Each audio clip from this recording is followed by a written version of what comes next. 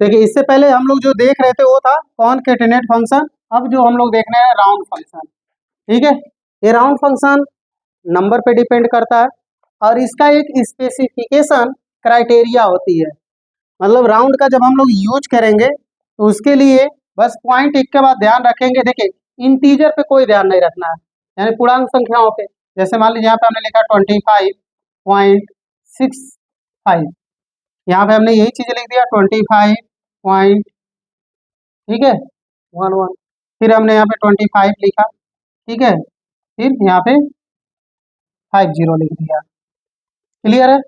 फिर हमने 25 की लिखा और इसमें 51 लिख देते हैं, 25 यहाँ पे 19 लिख देते हैं। इसमें ध्यान देने वाली बात यह है कि इसकी एक स्पेसिफिकेशन क्राइटेरिया होती है, वो होता है 0.5। यदि कोई भी इंटीजर वैल्यू है, देखिए इसमें इसके आगे जो आप डेसिमल वैल्यू लगे हुए हैं, जितने भी डेसिमल, तो इस क्राइटेरिया को जो फॉलो करता, मतलब ये कि जो इंटीजर होगा यदि वो 50 यानी कि 0.50 होगा या 0.50 से एबव होगा ऊपर, ठीक है, तो ऑटोमेटिकली ये क्या करता है, उनको उस हिसाब से राउंडिंग मेथड में वन वैल्यू ऐड करके दे देगा। जैसे इसको बना देगा 26, ये 25 है, तो पॉइंट यही वाला बात ध्यान देना आपको, 0.50 है या 0.50 से एबव है, तो उस हिसाब से वो क्या करेगा, वन वैल्यू ऐड करके ये प्रोवाइड करा देगा। जैसे यहाँ पे देखेंगे 0.11 है, तो 0.50 से क्या है ये, है ना, तो क्या करेगा, यही इंटीजर वैल्यू ला करके दे देगा 25। लेकिन ये देखिए 25 ऑलरेडी इसमें है, इसके बाद 0.50 है, इसमें क्या करेगा 26, इसमें देखेंगे इसमें भी क्या करेगा 26, इसमें क्या करेगा 25। क्लियर है? ये कहाँ प्रयोग किए जाते हैं, जब सैलरी, जब किसी का मानदेय पेमेंट करना होता है, तो देखिएगा बैंक वाला डेसिमल वैल्यू में ट्रांसफर करेगा नहीं, ठीक है, काफी टाइम लग जाएंगे। इस वजह से वो कह देते हैं कि राउंड इसमें फार्मूला मतलब लग करके आना चाहिए, जिसके माध्यम से डेसिमल ना आए।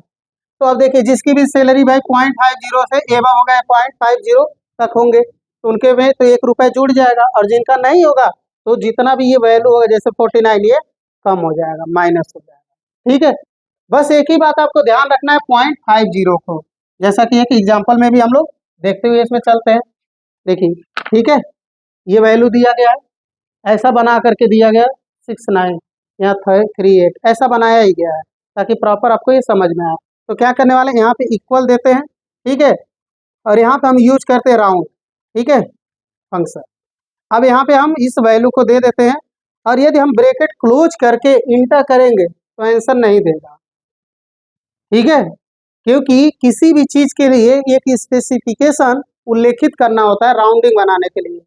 तो हम लोग आगे भी पढ़ने वाले राउंडिंग बनाने के लिए, जैसे 0 और 1 वैल्यू, ठीक है, ज्यादातर वी लुकअप में, तो अभी राउंडिंग बनाने के लिए, अभी देखिए इंटर करेंगे आंसर नहीं देने वाला है, क्लियर है, लेकिन यहीं पे स्पेसिफिकेशन हम कर रहे हैं कॉमा देकर के 0 राउंड बनाने के लिए।